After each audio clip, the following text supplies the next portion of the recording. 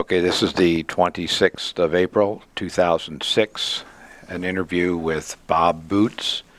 We're in the Powers Museum in Carthage, Missouri. Doing the interview is Tommy Pike, Michelle Hansford, and I'm Jerry Benner. Okay, Bob, we feel fortunate to be able to interview you today. Thank you. Have some questions that we want to ask about. I understand correctly that your folks built the Boots Motel and Boots Drive-In here in Carthage. Right, both of them. Owned them both at the same time then? No, consecutively. And Dad owned the John Deere Implement Company in Independence, Kansas, and he sold out in about 1938.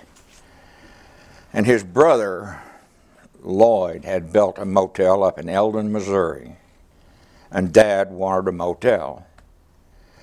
And I remember him studying a map on the kitchen table. He was looking for two long highways that joined and run together for a certain length of time, and that's where he wanted to build. And he found it in Carthage, where Highway 71 north and south and Highway 66 east and west run together for 2 blocks. And he come over here and he bought the lot for Boots Motel. And in his mind, that was the Crossroads of America. That was what he thought. And I guess it really was. And he kept Boots Motel for, gee, I don't remember. I went into the service in 45.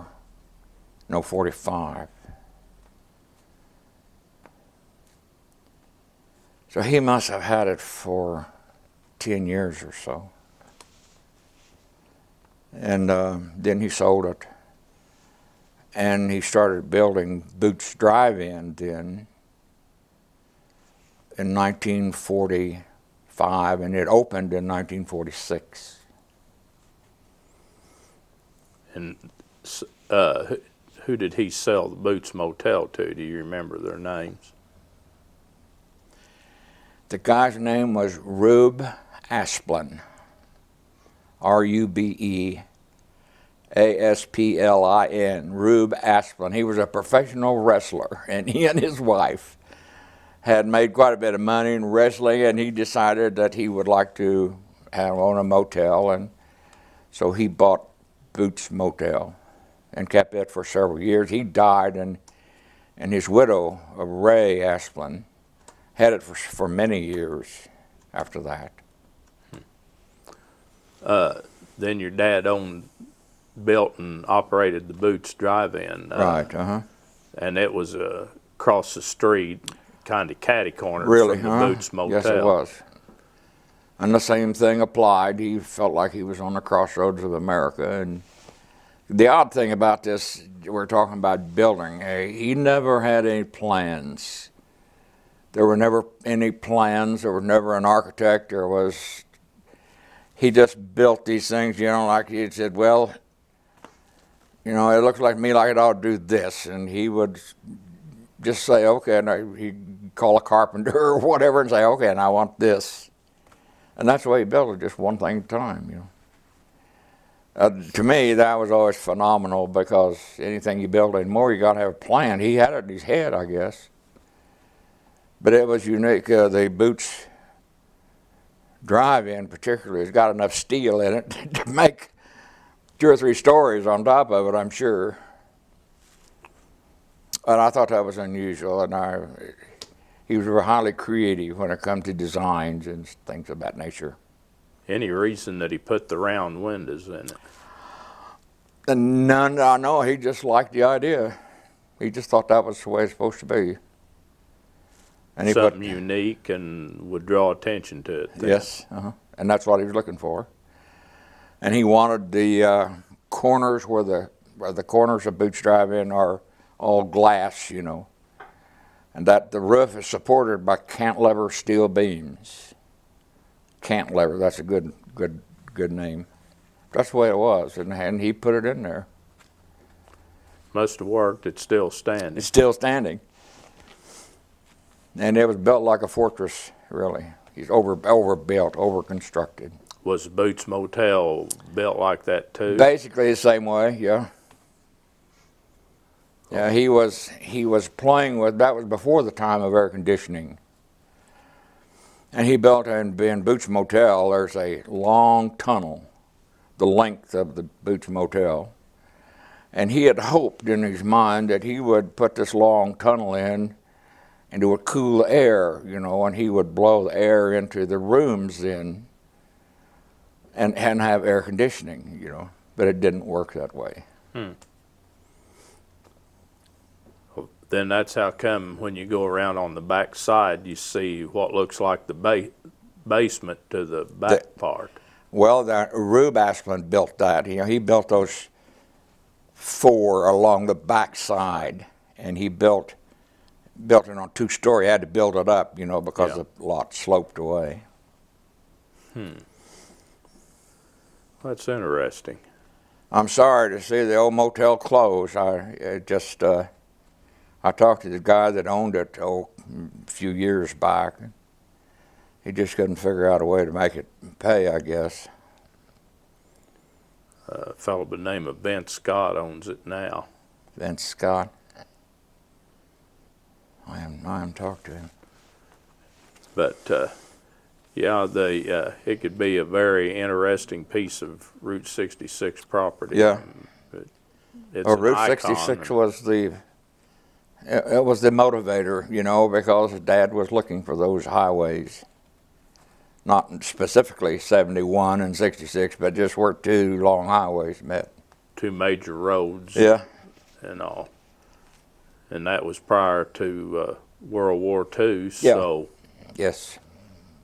And the country was just coming out of the Depression and. Yeah. 1929, I hit the wall. And this was in, at 30, I say 38. I believe that's correct. That's the correct year, I think. So the Depression was still in evidence anyway. And Boots Motel always did good. Dad charged $2.50 a night. And I remember vividly, some people, you know, they'd pull up on a drive, and the first thing you'd ask is, well, how much? And Dad would say $2.50 a night. And some of them would exclaim, you know, $2.50. So we didn't want to stay for a week, we just want to stay overnight. So some things never change. But in that day and time, $2.50 was a lot of money because there's people working all week for $10. Darn right, yeah. Or less. Yeah.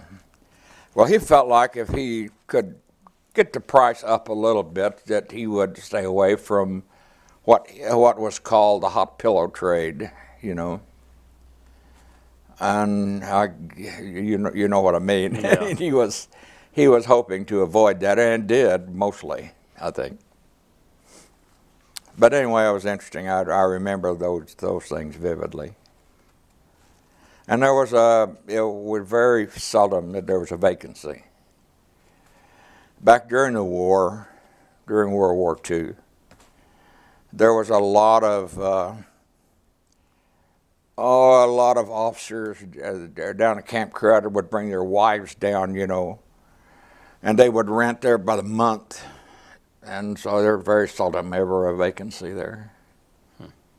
Quite a mixture of people, things. The ambiance of the times. What am I trying to say? It was back during the war, and people were upbeat. There was almost like an excitement in the air, you know, to be alive. And we were all very much involved in World War II, you know, and read the newspapers and the body count and so on and so forth, but there was something about it that it seemed to bring people together. You know, we all had a common goal. I enlisted in the Air Force, and I was just scared to death that the war was going to be over before I could get over there, you know, and shoot some Japs or Germans or whatever. And that's because of my youth, you know, but I'm glad I missed it. But, you know, it gives you an idea of the attitudes, you know. And Dad even, he went down to Pryor, Oklahoma. You know, they were building an industrial, that's the wrong word, industrial defense. Did you happen to know what was being built down there? It had something to do with the war effort, and he wanted to put in his 2 cents. One of the people talked about the fact that they manufactured aircraft components down in Oklahoma and brought them then up to St. Louis for final assembly. So I don't know if that could have been what it was That or might have been it. I don't know. But anyway, he worked at that, you know, and Mom run the motel, which was, you know, pretty easy to run. It's not all that difficult. But there was I don't know, it was a time of excitement that you don't see today, I think. You know, I'm reluctant to talk about the good old days, but I have great difficulty, you know, in not comparing those days with today, for instance, you know. And I think that's one of the charms and one of the attractions and the pull of the old Highway 66. You know, it brings back memories of what I hate to say better times, but different times, certainly. Smaller times. Smaller times. There wasn't god darn many people, you know, around, for one thing. I think that's one thing that's spoiling our life now, is there were just so many people. But anyway, it was, those times were, all I can keep thinking is good times.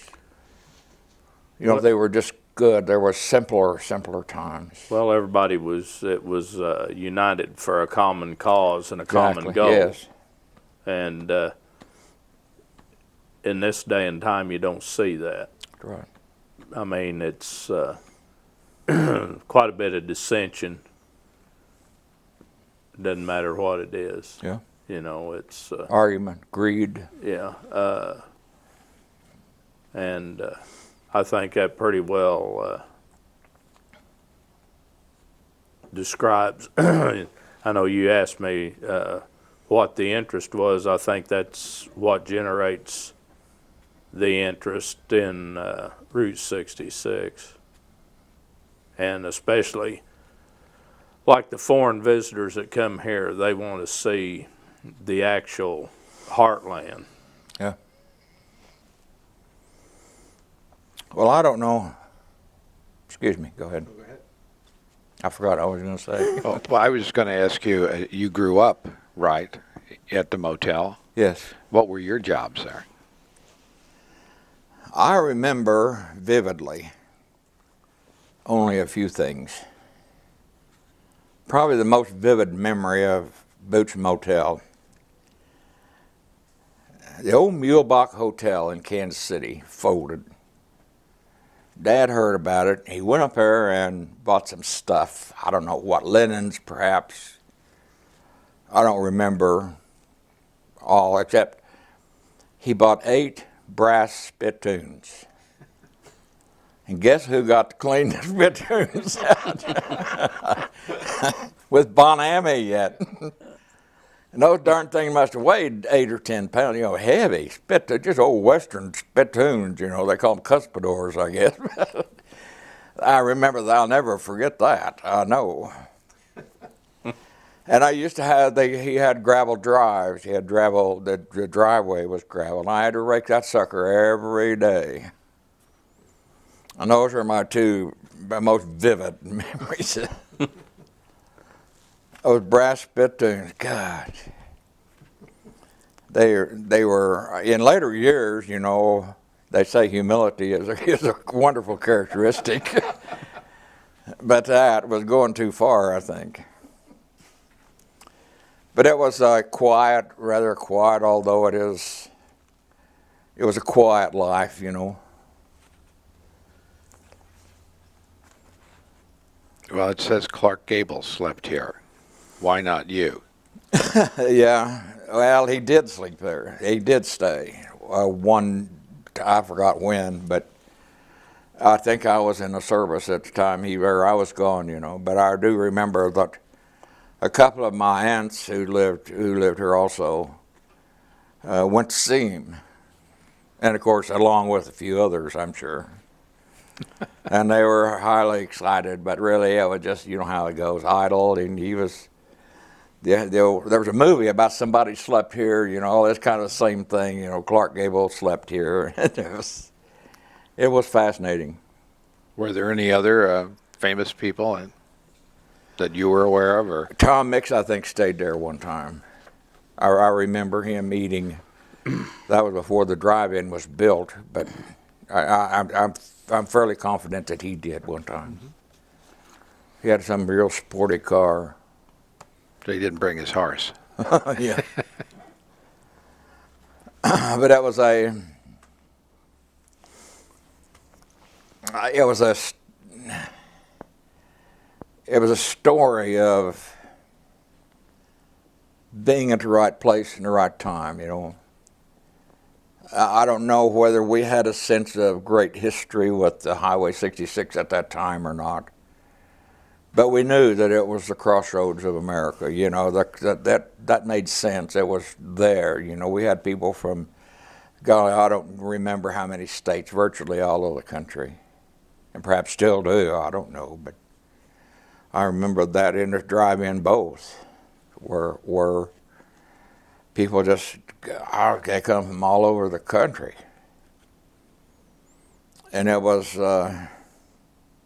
I think I mentioned it just seemed like it was the Boots Drive-In. There was a magnet to pull people in somehow or another. Can you talk a little bit about the drive-in?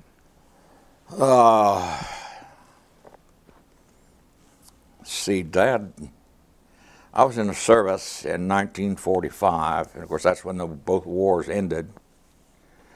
And when I got back from the service, my Dad had started building it. And it was opened in 1946.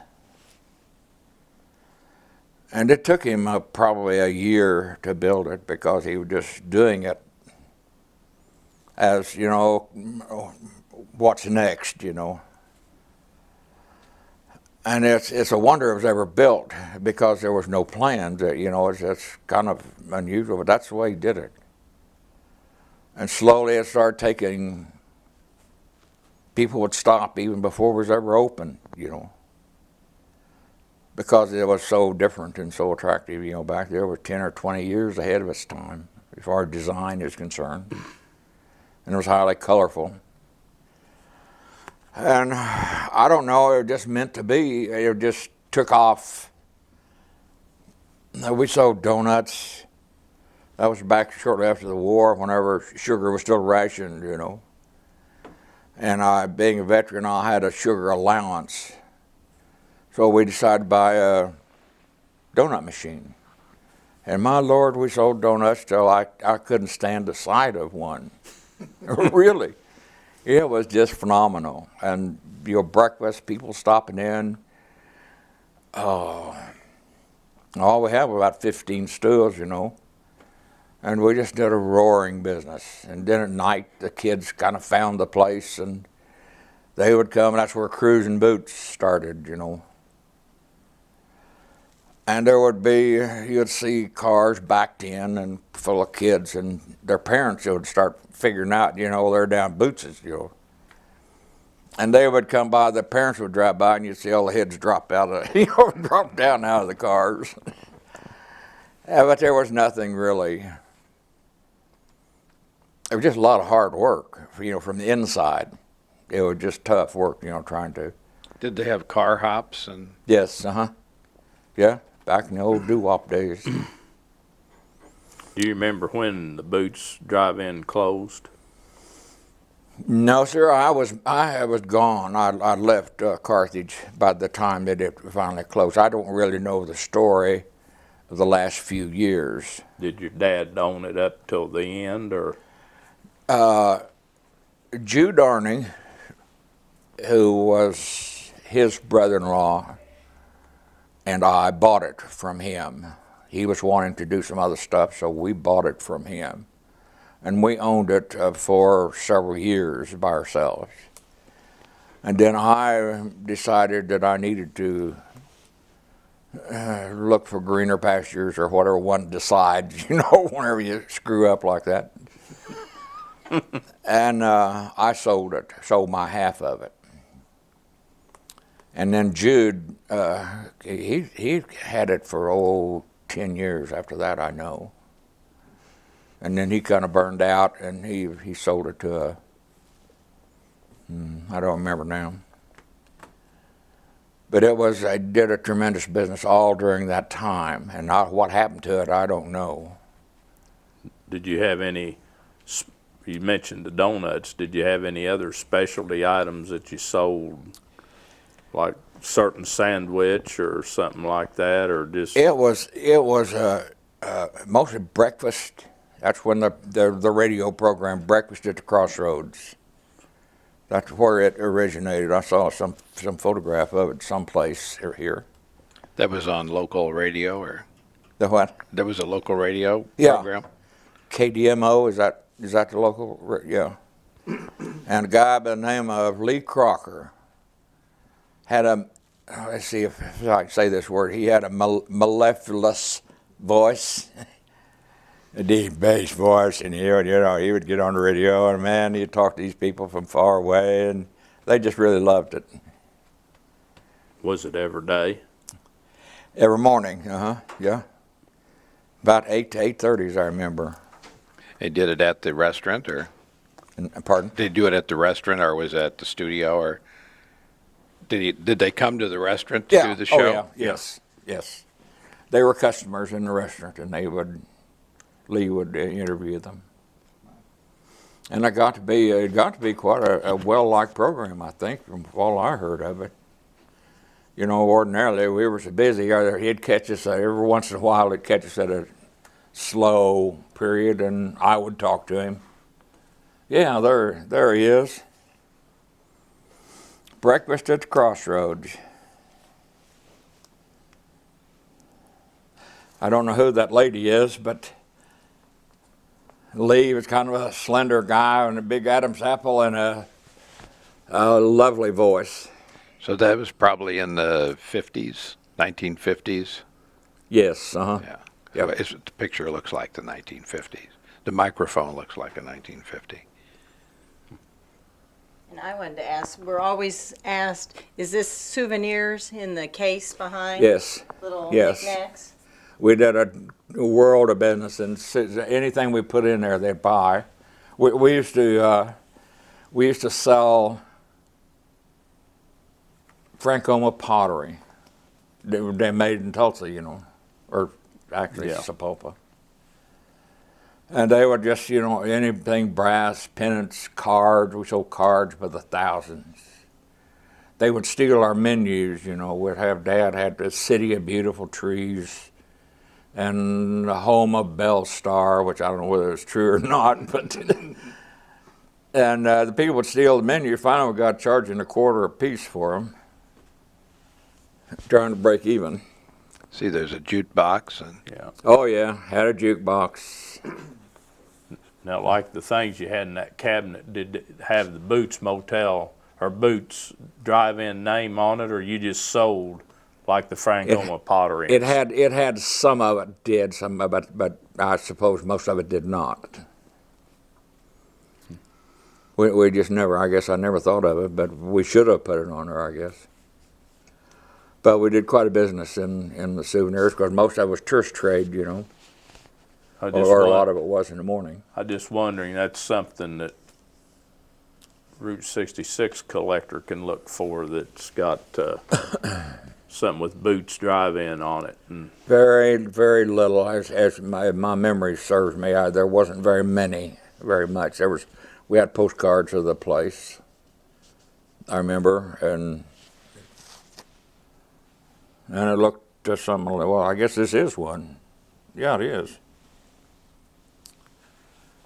yeah, that would be in the 50s because there's looks about like a 50 Hudson sitting in there.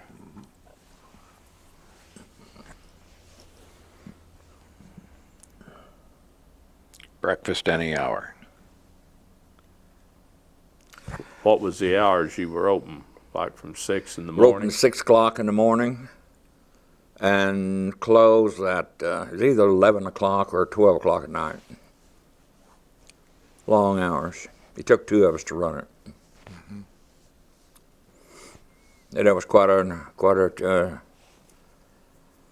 I remember most of it as hard work, but yet there was, like I said, there was kind of an excitement. Maybe being young, with the fire in the belly's lit. And, you don't know what impossible is, You work 9 hours a day, and you think, well, that's the way it's supposed to be. So what did you do after you left?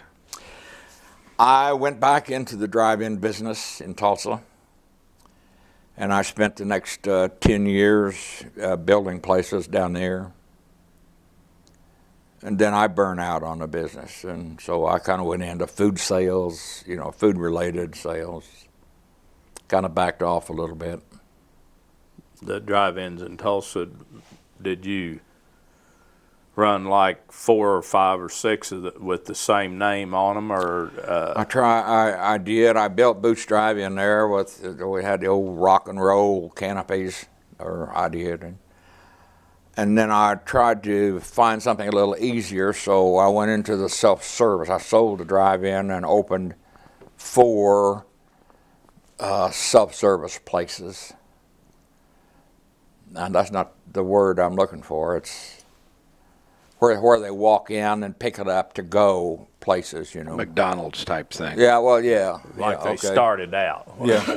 They didn't come in and sit down. They'd Right, come in and get it and leave.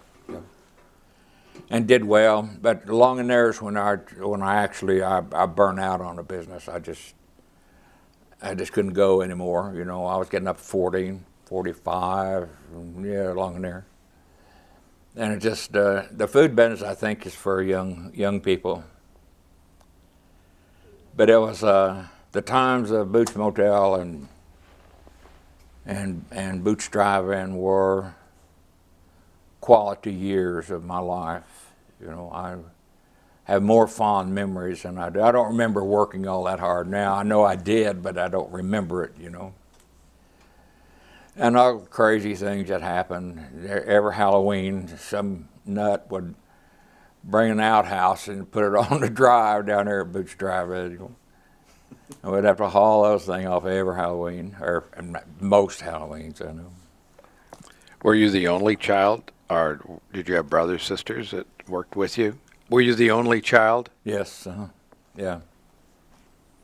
Was any of your places in Tulsa, were they on 66 or? No, they weren't. They were not. The Highway 66 in Tulsa is at 11th Street. Yeah. And Then Southwest Boulevard. yeah, on the west side, across the river, then Yeah. it's Southwest Boulevard. And then it's, it goes on over to Sapulpa and that's where Franklin Pottery Yeah. is. Or it still is, yeah, it still works. Yeah, they So, opened it back up. yeah. And it was I don't have the words, I don't guess, that I can tell you what the times felt like. And I wish I could, because that contributed about as much to my feelings about those places. The times we live in was World War II. We had just won the war, We had just defeated the madman with whom we couldn't have lost, And there was a mixture of horrors and exhilaration and the thrill of victory and the agony of defeat, you know, with all the ovens of Dachau and millions of people slaughtered, there was still a good war, you know. It was a war that we had to fight, and everybody was behind it. You very seldom, you'd heard of a conscientious objector every once in a while, but not really all that much. We were ready, all of us was ready to go. The youth of the country was ready to go and glad to go. I know I was, and I know most people I knew were. If the dissension against it, if there was any, wasn't on television at 6 o'clock every evening. If what? I said the dissension, if there was any, wasn't on the news at 6 o'clock in the evening. That's for sure. That's I mean, for sure. It was probably what was in the news media was positive towards it, and I mean, everybody was aware that the free world had to come out on top on the situation. It was a kind of mixture, you know, of exhilaration and somewhat of shame, you know, of what happened and the people who were slaughtered. But nonetheless, the world we live in, there apparently has to be wars, as far as I can tell. There always has been. But World War II seemed to me to be a turning point in history, I guess. Maybe that was contributed to part of this feeling I have about Boots Drive-In and Boots Motel. That era was a turning point. My generation are the parents of the baby boomers. I'll be 80 pretty soon, and so the baby boomers would be turning 60 now, you know, so they're ready for a retirement. Yeah. But I think even the beautiful old music that we used to have, you know, the Glenn Miller and Tommy Dorsey and Artie Shaw and all that music, all that beautiful music, may have contributed to the population explosion. I don't know, but there were a lot of love stories, and that I still listen to the music. And the strange part of it is you hear some of this music coming back on the commercials, you know, even. They're using it for background music. And that's kind of interesting, I thought. But, you know, that was part of the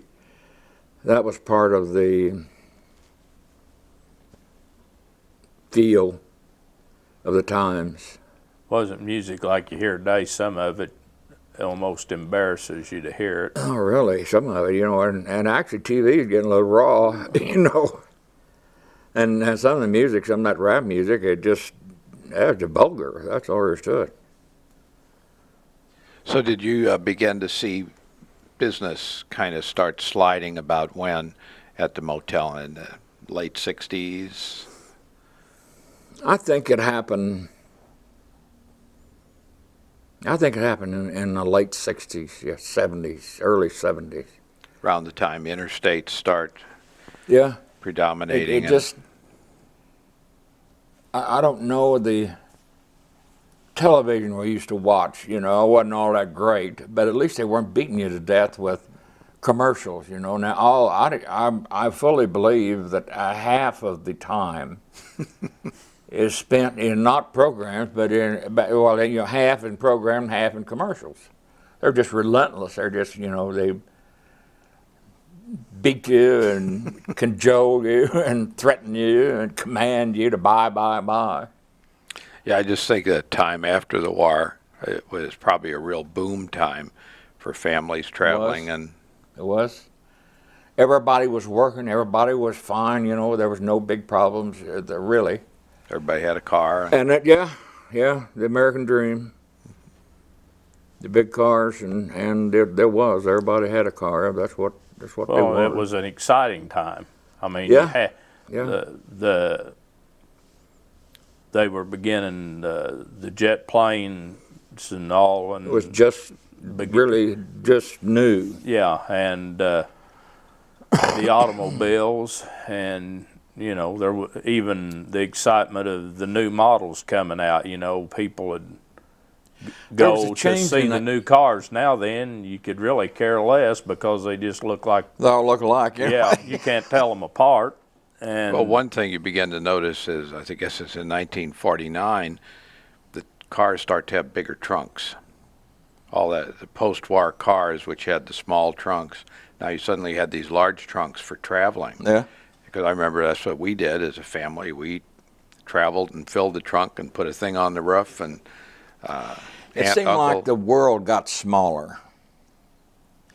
You know, in the war, they shifted people to Africa, you know, to Europe, to where else? Everywhere in the world. I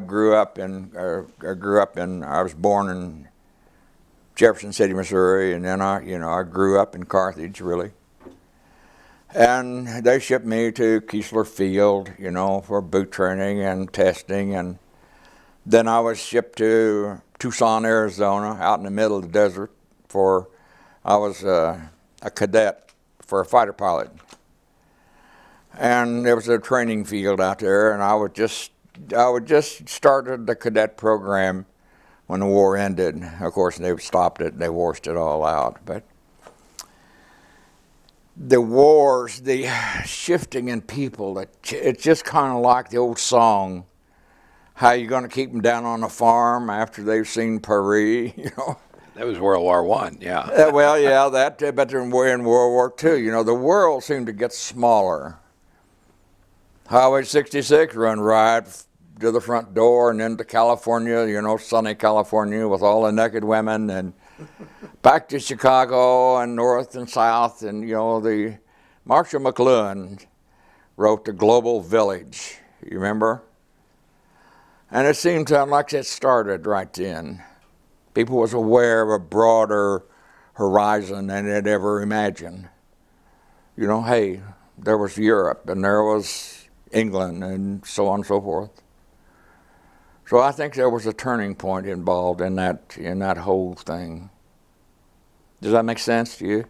Oh, yeah, yeah, because at the time that I traveled with my family was following the war, and it was just a time of, you could get in the car, you could go places, you could see things, you could go to the Grand Canyon, you could go to California, go all over the place and see these things, and it was reasonable. Gas was cheap. Motels weren't terribly expensive. Although I remember my folks, that was the first question they asked. How much? And then go look at the room. yeah, Today you don't go look at the room. You assume it's okay. But Yeah. back then you went and you looked at the room. Exactly, To yes. make sure it was okay. And then you'd take it. And I noticed your AAA, we never stayed at AAA because they cost too much. It was cheaper to stay somewhere else. They were scrupulous in what they looked at, I want to tell you. Well, that's one thing, you know, the rooms in Boots Motel, whenever we had it, were very good. But it's another world now, and I guess part of the attraction to the old Highway 66 is, I kind of hate to say it, but the good old days, you know, we're back. Well, it's a lot of fun to drive 55 or 60 on the old road. It's no fun to do it on an interstate. Yeah, that's for sure. So if you want to slow down. That's for sure. See those chairs up here? Mm-hmm. Those are the very ones that Dad and Mom had. If they're not the same ones, they're identical in appearance. And then I would say they just have to be. I don't know where they are. Are they still out there? Do you know? they're gone now. Are they gone? We drove by. They were there up until, I would say, closed it. And they're probably there on the property now, would be my guess. That's one of the things that could still, like people stay in bed and breakfast, you know. Yeah. A motel like that could be the same thing. I mean, there's people that travel that want to stay in vintage motels. Yeah. And I would think that there would be a market for that. course, it would be seasonal, you know, just like it was in the heyday of the road, you know. I mean, but one of the reasons I think people like Travel 66 is if you get on the interstate and you start down the road, you go under that same bridge at the same angle to the road 100 times before you get somewhere, or 200 if you go far enough, and it's, you know, it's monotony is what it is. Yeah. And I think that's I think the interstate takes you somewhere, and the old road, you are somewhere. You're there. This is point. where you want to be, as opposed to I'm going somewhere. Yeah. That's how I look at it. Yeah, and on the interstate, your mind is focused on where you're going, and on Highway 66, you're focused on the journey. Exactly. It is a journey, yeah. It's a Very difference. good. Those old chairs, somebody said they offered the invitation to come in and sit a spell. I thought that said it pretty well, because that's what they were there for. Well, you could sit there and watch all the cars drive by. Yeah. Well, we did often. Yeah, sure. We sat in them. and you lived there at the motel. We had an apartment right next to it. There was an old guy named Morris Goldstein owned the house, and Dad wanted to stay close to the business, you know.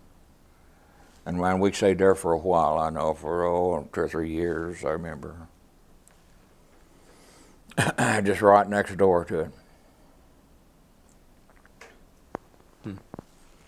Could you talk about some of your commercial neighbors, like the Dazy Court and Red's Cafe, that were at that Garrison and Central intersection? Red's Cafe was built by a guy by the name of Red Danner. And I think the reason he built it there was because he also owned this filling station on a corner. And his son run the filling station, so he decided he wanted something to do, so he got into the cafe business, and that's what he did. He got into we were more or less specialty, would be called fast food, you know, nowadays, but there was a restaurant, had a cook, you know, that brought up dinner and lunch and mashed potatoes and gravy and baked off 10, 12 pies and, you know, did all that. And that's what he did, and he was quite successful at it. Red made quite a bit of money. I guess I'm sure he's dead by now, because that was a man killer. He kept it open 24 hours a day. Mm. And Dad bought it just the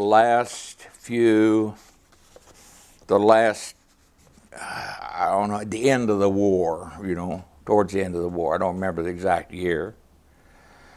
And there would be so many people come in that he'd have to close the doors and regroup, you know, clean out the place. You know, it just mobbed and gobbed and just people all the time. It was a real roaring success, I guess. It's where a lot of soldiers, you know, come up here from Camp Crowder. They would, you know, go on dates, and then they'd take their date into Red's Cafe to have dinner, I guess, or whatever they had. But it was a rip snorter. It's enough to burn out anybody. Now that's what I remember, and I remember washing dishes in there. And that's a backbreaker, I'll tell you. I don't know which was worse, washing dishes at Red's Cafe or cleaning spittoons. But that was, and Dad sold it and then, you know, built Boots Drive-In. He wanted in the food business, but he didn't really want into the dinner end of it, you know. Dazy Court was built by a real good-natured, tall fellow. He used to like to wear boots and jodhpurs, you know. What was his name? Did you know? I can look it up in our files. We've got it. Yeah. It doesn't come to me either right off the top of my head. And he was a fine guy. And he built Dazy Courts well after Boots Motel was I think built. about 3 years after. Was it that one? Well, okay. Where was Dazy Courts? Huh? Where was Dazy Courts? It was on the same side of the street as Boots, except it was on the other side of Central. And they're still there.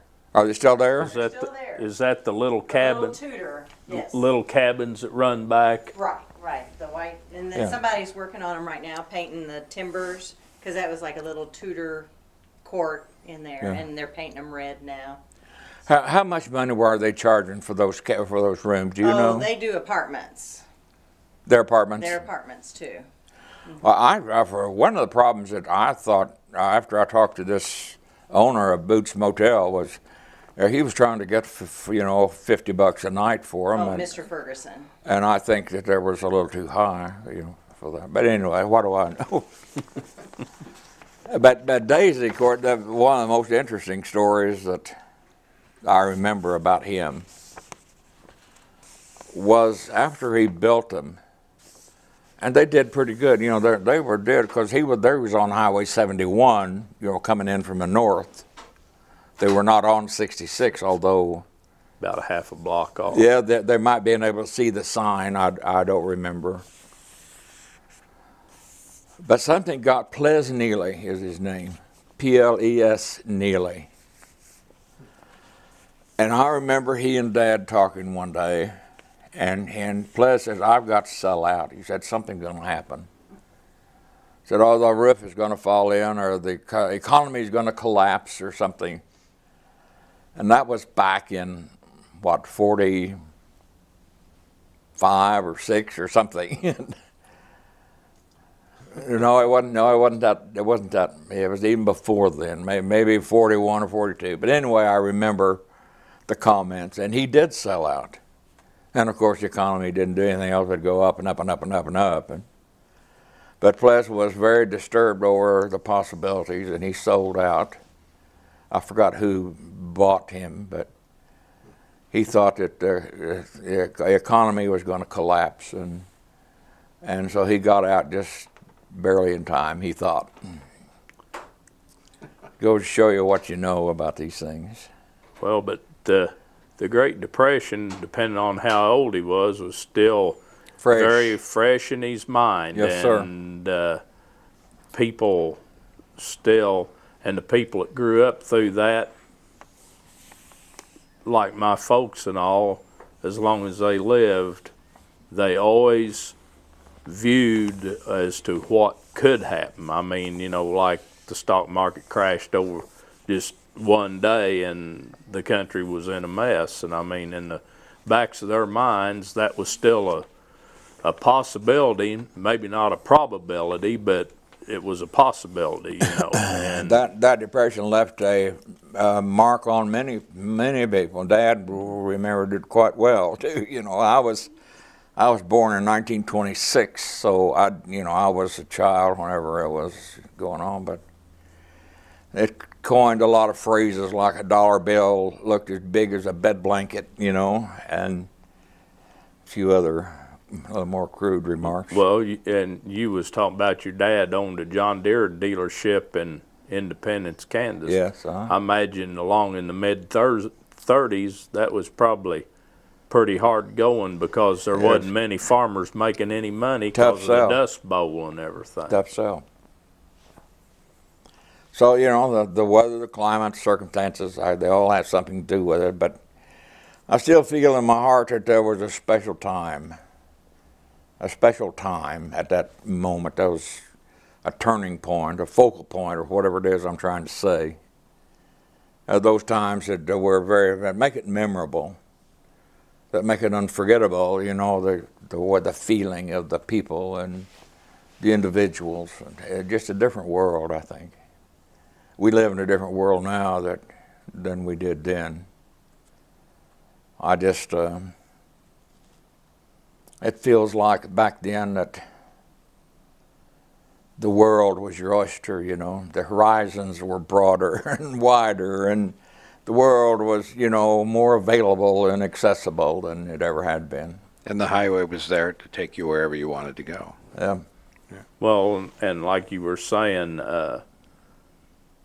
after the war and even up through the 50s and 60s, there were a lot of things that generated a lot of enthusiasm, be whether a lot of people agreed with it. I mean, through the 50s and especially the late 50s and early 60s, they was looking at space travel and, you know, going to the moon and such as that. And there was a lot of things happening in the technology side of things. Oh, yeah.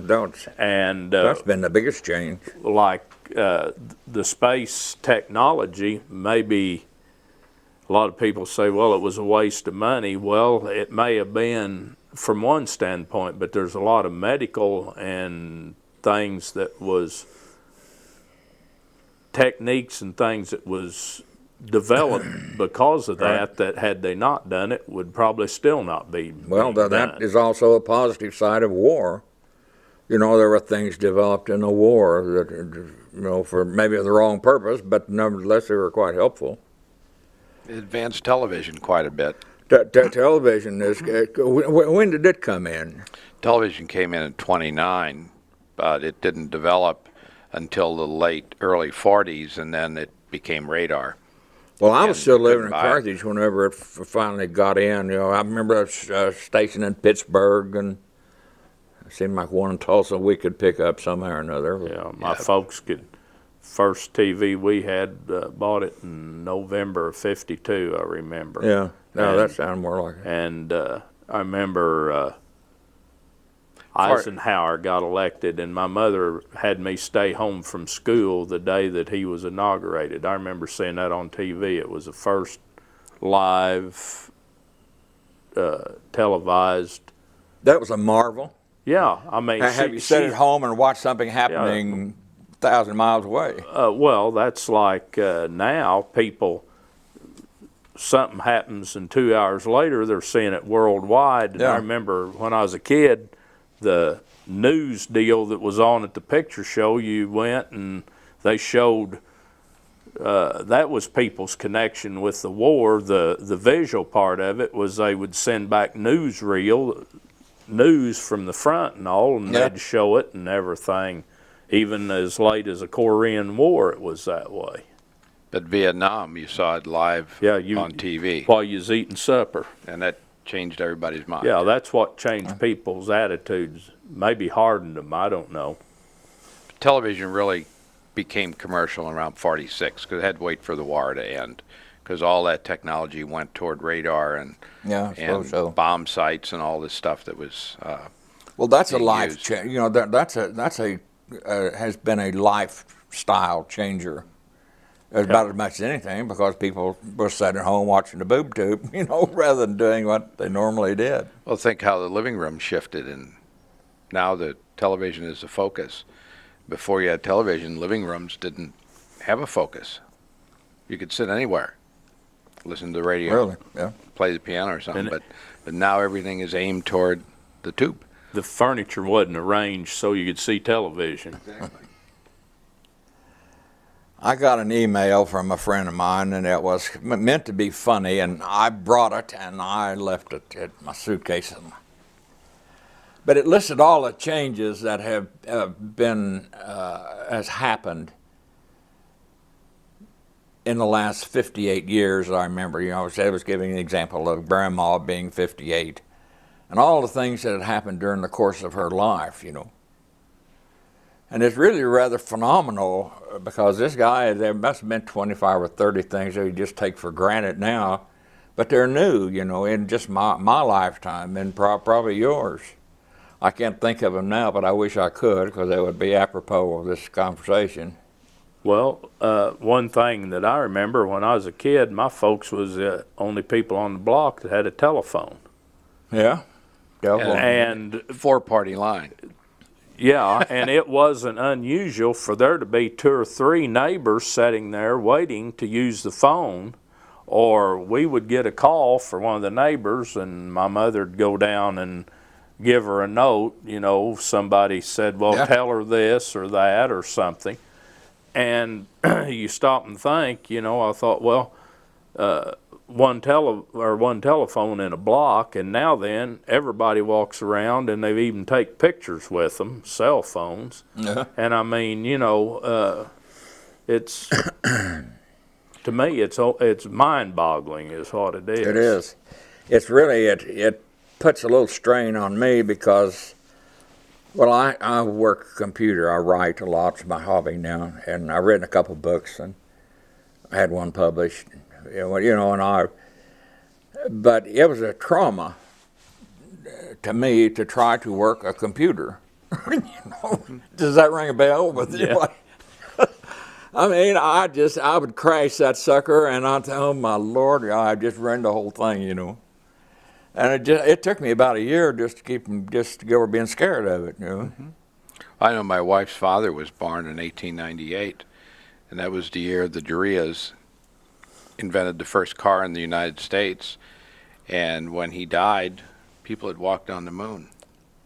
So you just think about no cars, moon, all in one man's. And it's in his 70s when he died, so almost 80. So long life, but that's a big change. Well, like my dad was born in 1909, and he said he could remember the first airplane he ever saw, and said they chased it and chased it and chased it. And then he said, and I lived to see people step on the moon. Yeah, it's an amazing time period. The old Ford Trimotor. And air travel itself, you know, has started. Well, I actually Eisenhower's the one that started the international highway system, you know, back what? 56. 56. We were It just was talking 50 about that. years ago this year. Was it? I heard a deal on the radio over the weekend and they were discussing that the interstate system was 50 years old. And now it's all over the country. I guess all over the world for that matter, but in our country. It's just fantastic. We go ahead and get on there. Just like you said, boring as the devil, but, you know. But you get there. Yeah, you get there. And it's a lot safer than some of the curves on the old highway. But like you were talking about old 66, now then you can get in the car and drive 500 miles and still be breathing the air you left home with. Really. And pollution is new. and you know, I remember when you drive along, and I remember going to Colorado when I was a kid, and you get out there in western Kansas and those feedlots out there and how they smelled and everything. And now, shoot, you go through there and, you know, if you've got it circulating air in the car, you don't hardly even know you're going by the place, you know. Right. Change is something that happens, and I guess we got to get used to it, but it's difficult to turn loose of the good times. And I think it's a good work to recognize when and how and why things change. And perhaps that's one of the side benefits of our efforts here today. Try to get things in perspective.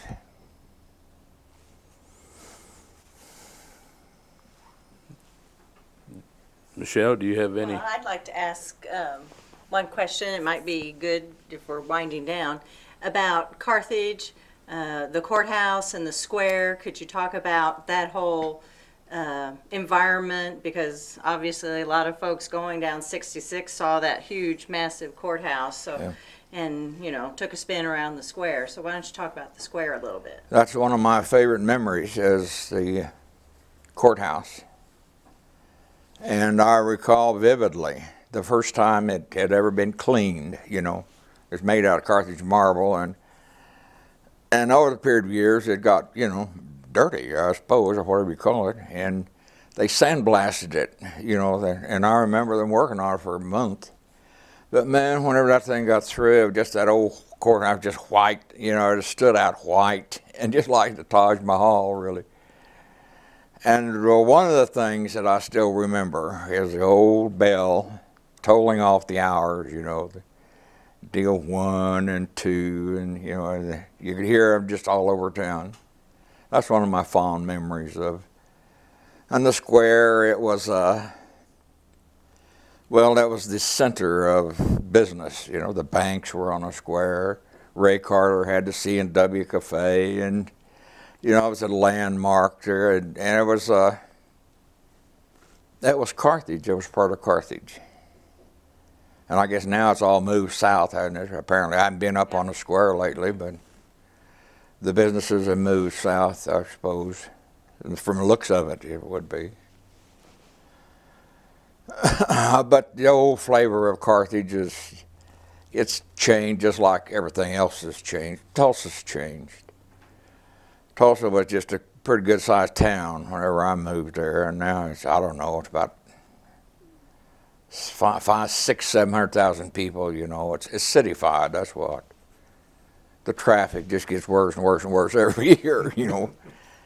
You're backed up at a stoplight, or you're waiting in a checkout line, or, you know, you feel like a robot or something. I think you're lucky to live in Carthage, really. Although, if I had lived in a city, I'd just soon have Tulsa as anywhere, really. It's a nice town. I don't want to knock it, but Carthage is where I grew up, and it's where my fondest memories are. I can say that very, very, very easily. And the good things along with the bad things. I choose to forget some of the bad things, maybe. But I still, you know, Carthage is a lovely town. And I doubted my intelligence often, having left, you know. To spend a lifetime with Boots Drive-In, you know, not bad, you know, not too bad from where I've been. But Carthage will always be part of my memories and part of my the old Highway 66, Boots Motel, Boots Drive-In. And I don't know, it's just part of me. It always will be. Well, unless you have some other thoughts, anybody have any questions? Or if not, thank you very much. You're welcome. Appreciate Glad it. to do it.